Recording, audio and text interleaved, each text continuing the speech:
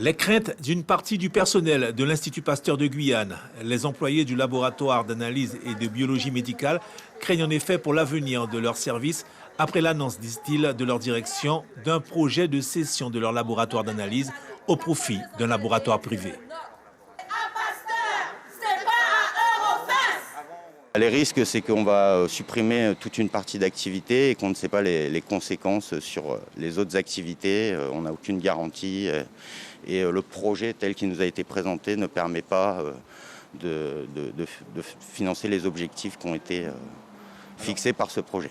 Un projet qui, pour la direction de l'Institut Pasteur, ne devrait pas entraîner la fermeture du laboratoire. Seules ces activités seront recentrées. Il y aura de centrage d'activités de laboratoire d'analyse médicale, l'activité de routine, c'est-à-dire quand vous venez faire une prise de sang pour votre numération, ce sera analysé avec un laboratoire partenaire pour que l'Institut Pasteur puisse se concentrer sur ses activités spécialisées.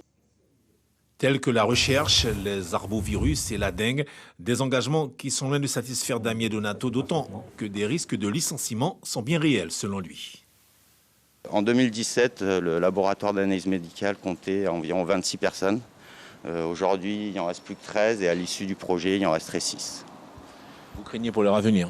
Ben oui, clairement. Et puis même pour l'avenir de ces 6 personnes. Il n'y aura aucun, je dis, transfert de personnel, absolument pas de licenciement. J'ai tout fait pour préserver l'emploi à l'Institut Pasteur, pour que tous ces personnels-là concentrent leur activité autour de ces analyses dans laquelle l'Institut Pasteur est pionnier aujourd'hui.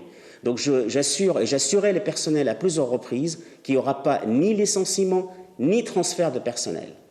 Direction et personnel de l'Institut Pasteur ont promis de se revoir très prochainement afin d'affiner ce projet de cession, un projet qui ne devrait toutefois pas voir le jour avant 2022.